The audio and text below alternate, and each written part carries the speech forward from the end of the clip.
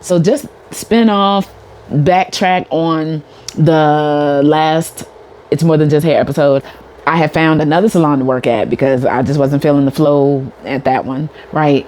And so I put in my 2 weeks notice. I'm operating off of corporate ways, and didn't realize that was not respected in the salon industry, in most salons. Okay, so I was told, like, oh yeah, you don't have to wait 2 weeks, you can leave today.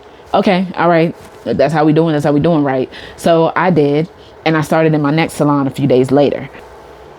This salon was dope. All right. Like, I was like, I can't believe I'm working here. It was just beautiful. It was absolutely beautiful. It looked like, all the celebrities was coming to get their hair done there, but they weren't. It was just beautiful. And I was a new stylist, so I was like starting out, learning from other stylists that was in the salon. But I ended up getting coined as the natural stylist in that salon, although I was doing weaves mostly. But yeah, I got coined as the natural stylist. So I was like, okay, I'll do that. I'll be that. And then my weave clients was transitioning into natural hair anyways, right? Their natural hair. What ended up happening in this salon, and I'm thinking, things are going good, the flow was what everybody was getting along, and there was a lot of stylists in there. It was probably like 8 or 9 of us. Everybody got along. Me and the owner was cool. At least I thought that, right?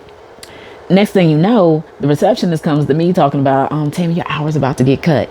So I'm like, what? For what? Why?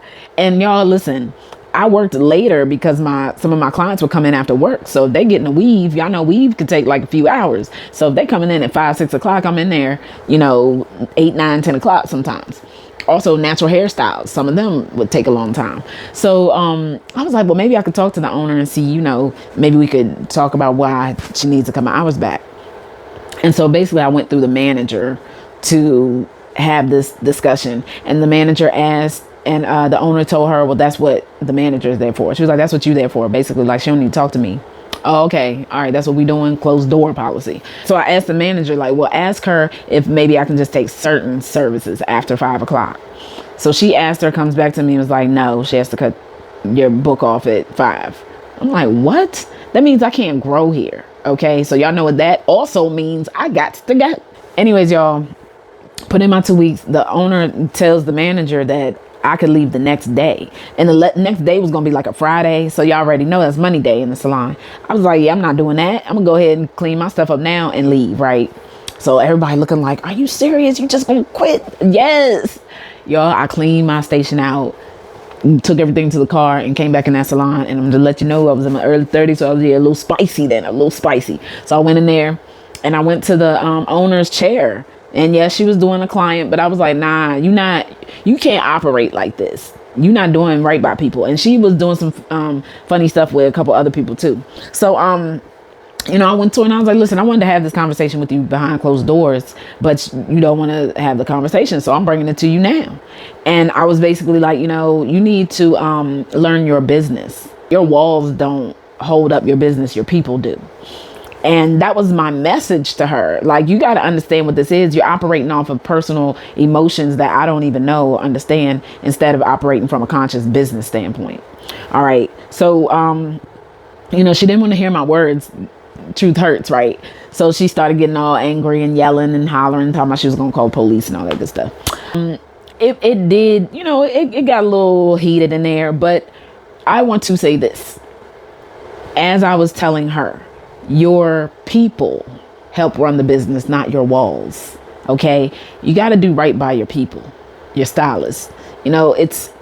I listened to a stylist in there talk dirty, like real grimy about her. And she kept her on and, kept her in the salon for money purposes, I'm sure.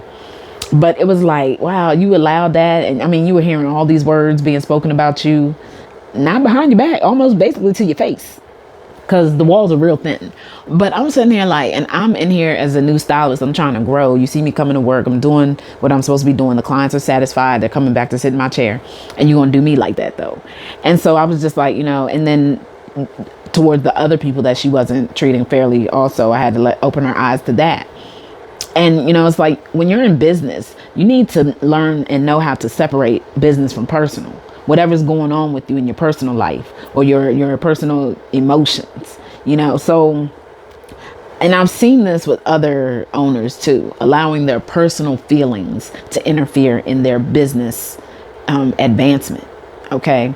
So that's just a message I wanted to say. And I hope this helps someone who's either currently an owner or who is thinking about becoming an owner in the salon. Okay. In this salon industry. All right. So that's my message. Love y'all. Hit tap.